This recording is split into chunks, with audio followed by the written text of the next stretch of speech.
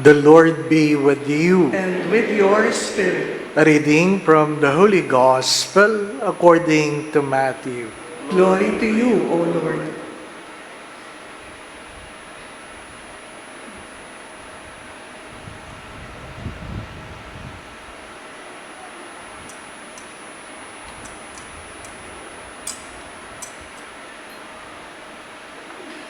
Jesus said to the 12, "Fear no one.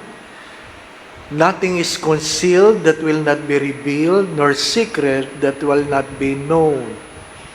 What I say to you in darkness, speak in the light. What you hear whispered, proclaim on the housetops. And do not be afraid of those who kill the body, but cannot kill the soul. Rather, be afraid of the one who can destroy both soul and body in Gehenna. Are not two sparrows sold for a small coin? Yet not one of them falls to the ground without your Father's knowledge. Even all the hairs of your head are counted. So do not be afraid. You are worth more than many sparrows. Everyone who acknowledges me before others, I will acknowledge before my heavenly Father. But whoever denies me before others, I will deny before my heavenly Father."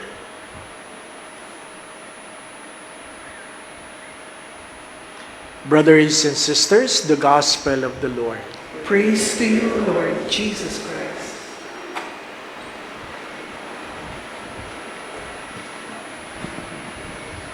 I was doing my calendar and somebody noticed that I'm already doing some schedules regarding Advent Recollection next year.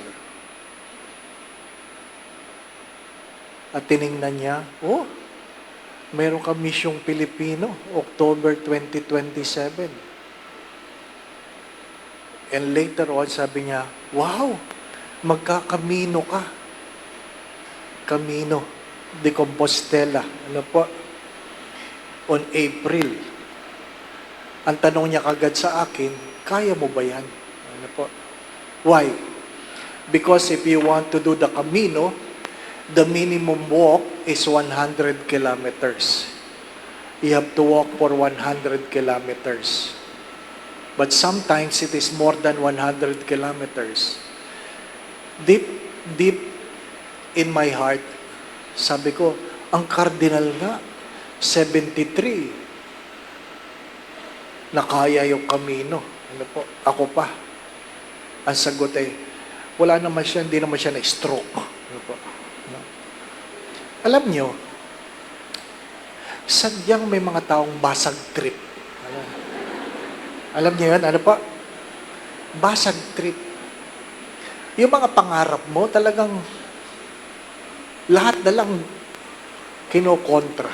Ano pa? So, if you decide what other people will say, you might end up nowhere. If you will decide based on what people are saying to you, you might end up nowhere. Second, you have to accept that fear is true. Fear is true. Totoo. Totoo ang pagkatakot. But do not allow your fear to make you paralyzed and prevent you from becoming. Bakit ayaw mo mag-apply? Baka hindi ako matanggap. Bakit ayaw mo kumuha ng board? Baka hindi ako makapasa. Bakit hindi ka manligaw? Baka mabasted. Lahat na lang. Ano po? Ang mas malala, ikaw mismo ang walang tiwala sa sarili mo. At malungkot na kwento, na tumanda ka at binabalikan mo ang buhay mo, sasabihin mo, sayang hindi ako nag-try. Sayang hindi ako nag-try. Sadyang totoo ang pagkatakot. Pero, mas malaking problema na ikaw mismo ang nagtakot sa sarili mo. Di po ba? No? Ikaw mismo ang dahilan. Kaya hindi ka umunlad. Kasi takot na takot kang mabigo. Ano ang mga ginagawa natin sa pang-araw-araw dahil natatakot tayo? Marami sa atin bumibili ng mga bagay-bagay na hindi naman talaga natin kailangan dahil natatakot ano sasabihin ng ibang tao. Ano sasabihin ng ibang tao? Di ba? Kasi may mga kapitbahay talaga kayo na talagang nilikha silang ganyan. Ano po? Osisero. Di po ba? Chismoso, chismosa. Pag mayroon kang bagong bag, malalaman ang kapitbahay mo. May magkukwento talaga. Di po ba, no? Doon sa unang parokya ko, mayroon dong gaya-gaya. Bumili ng kapitbahay ng TV, bumili rin siya. Bumili ng rep, bumili rin siya. Bumili siya ng panlagay ng rep, wala siyang mabili. Wala na siyang pera eh. Ano pa? Gaya-gaya. Gaya-gaya. Aanuhin mo ang bag ng walang laman. Di po ba, ano? At sorry sa mga babae, ako na may nagtataka. Ang dami niyong bag. Di po ba? Ang dami niyong bag. Ha? May wallet na, may bag pa. Di ba, ano? Sabi nga ng mga PT, alam mo, Father, yung mga babae, tabingi ang balikat sa sobrang bigat ng bag. Bakit? Kasi gusto mong dalhin ang lahat ng bagay na iniisip mong pwedeng gamitin. Diba, no? Bilhin mo yan, baka magagamit mo. Dalhin mo yan, baka magagamit mo. Pero hindi mo naman nagamit. Diba? Hindi mo naman kailangan. Ha? Kaya yung balikat mo, tagilid. Kasi kahit magpunta ka sa mall, dala mo ang plancha. Baka magagamit, di ba ba? Ha? Dala mo ang lababo, baka magagamit. Sa totoo lang, suriin mo ang laman ng iyong bag. Ang laman ba niyan, kailangan mo talaga? O nagpapabigat lang dahil sinasabi mo, baka kakailanganin ko. Naintindihan po ninyo? Father's Day, mananabi ako, ha? Kuya, suriin mo ang wallet mo. Tingnan mo. Ha? Yung bang kapal niyan, perang laman o resibo lang? Ano pa? Karamihan ng laman ng wallet ng lalaki, resibo lang. Hindi mo alam kung i-reimburse. Itapon mo na yan kung hindi mo naman talaga i-reimburse. Sandabukal na ID na hindi naman kailangan gamitin. Di ba ba, ha? Mrs., tulungan mo si Mister. Ha? Tingnan mo, ninipis ang wallet niyan. Di ba? Hindi kailangan. Bili ng bagong cellphone. The need for wanting. May bago kang cellphone, pero ikaw, di ka naman nagbago. Hindi ba ba, ano? Hindi naman nagbago ang kausap mo. Ikaw pa rin. Ikaw pa rin. What are the things that we accumulate that we thought it is important? It is important. Sabi ko kanina sa misa, yung mga kabataan ngayon, ang laman lang ng isip ay YOLO. YOLO. Alam niyo ba yun, mga nanay? YOLO? Yo-yo yun, yo-yo. Hindi yo-yolo. Ano po? Ang YOLO ay, you only live once. Kaya ano? You only live once, so I eat. You only live once, so I spend. You only live once, hindi ka nag-iipon. Kaya, dumating ang panahon na walang-wala ka. Kasi iniisip mo, you only live once. That's a lie. That's a lie. The truth is, you will only die once. You will only die once, and you live every day. You live every day. Make the most of your day. Be the person you ought to be. Stop entertaining people. Hindi mo na alam kung ano ka, kung sino ka. Dahil pag may nagsabing, bagay sa iyo maiksing buhok, pagkupit ka naman. Ha? 2 oras ka sa parlor. Ano po? Paglabas mo, gumastos ka ng 2,000. Pero tatanungin ka pa rin ng asawa mo, saan ka galing? Nagpagupit ako. Ha? Nagpagupit ka? Parang wala namang nabawas, di po ba? Ano? Meron. 2,000 na nabawas, di ba? Di ba? Kasi, naniniwala ka sa sabi-sabi. Di po ba? Ano? Bagay sa iyo yan. Bagay sa iyo yan. Ano ba talaga ang bagay sa iyo? Di po ba? Advertising is to create the need that is not really true. That is not really true. You ask yourselves, 3 lang ang dapat mong katakutan. Unang-una, walang nalilihim na hindi mabubunyag. So stop pretending. Stop pretending. Stop trying to be who you are not. Ako po ninyo, kaya kayo pagod na pagod, punong-puno kayo ng pagkukunwari. Di ba ano? Stop pretending. Be true. Ha? Tigilan nyo yung kasi selfie. Na hinahaba nyo pang nguso nyo.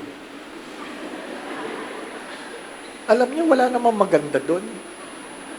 Pangpato lang yun.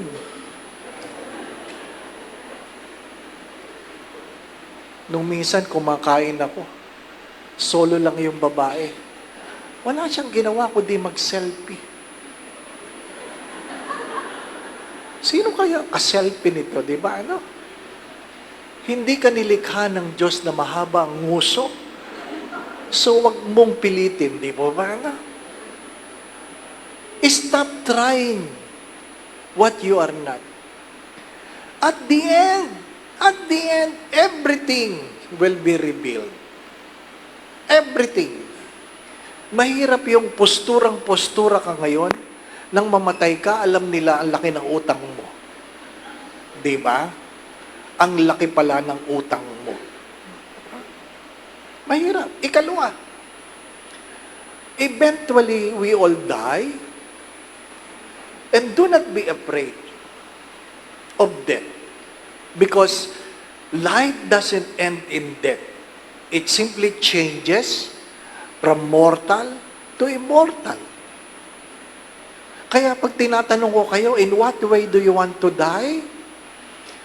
Ang sagot yung lahat, sana kunin ako ni Lord habang natutulog. Di po ba na? Para wala nang hirap. Di ba?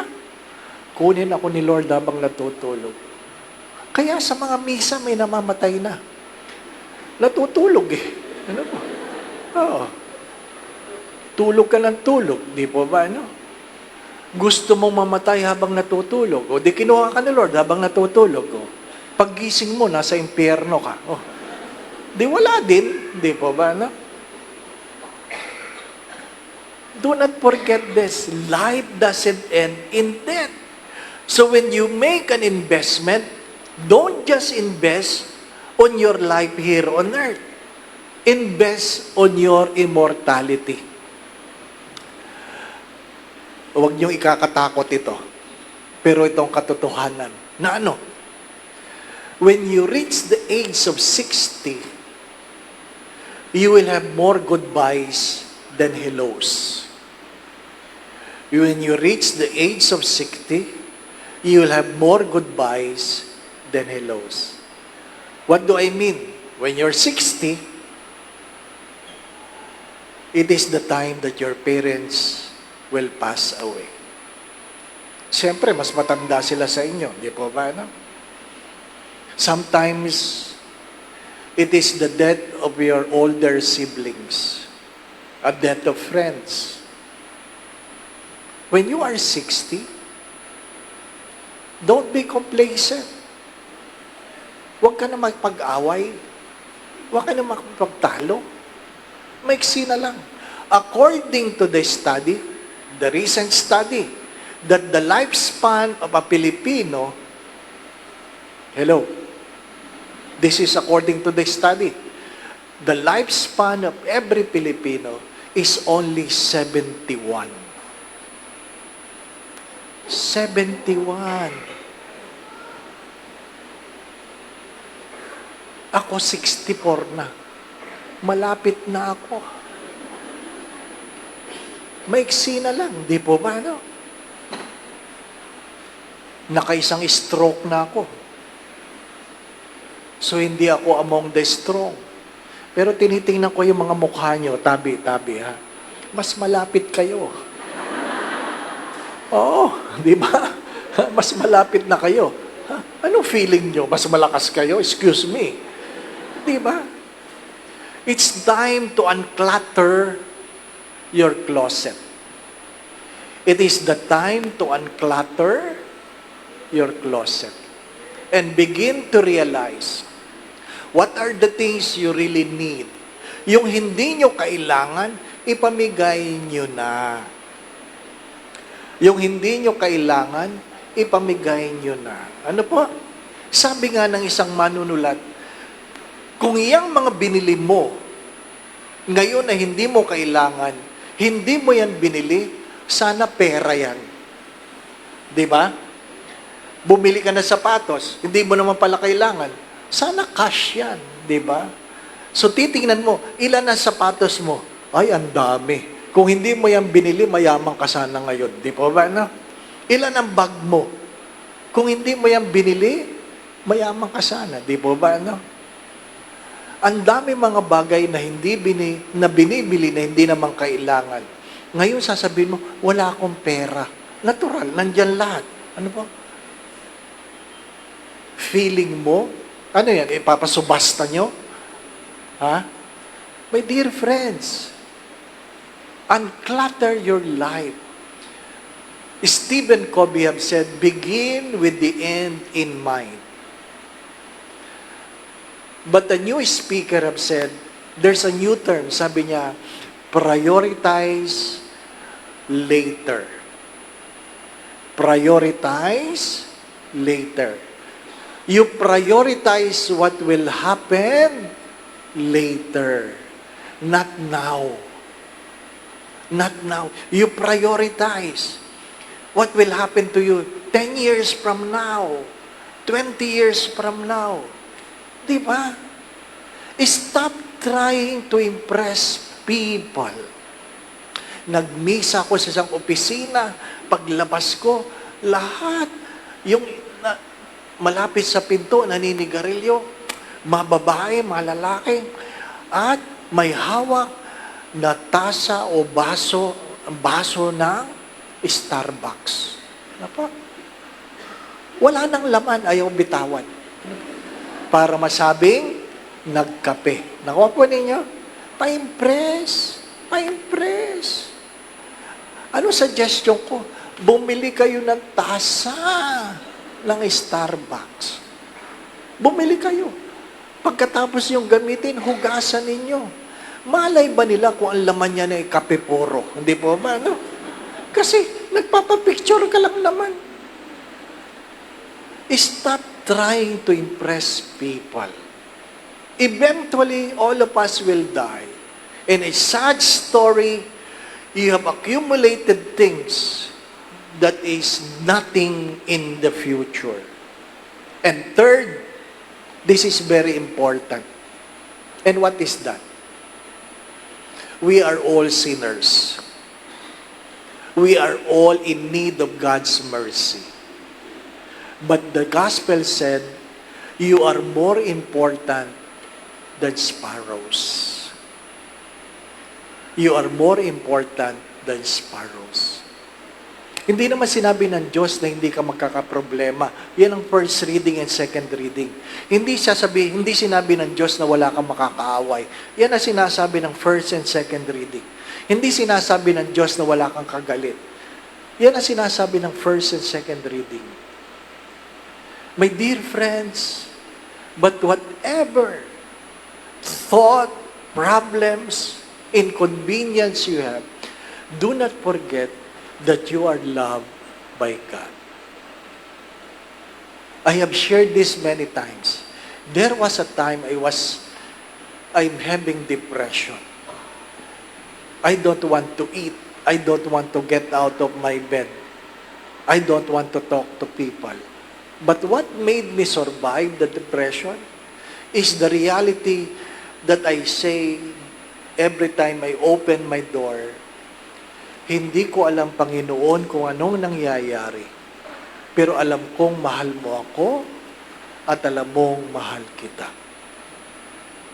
Whatever happened, whatever is happening in your life, God loves you. So whatever is your problem,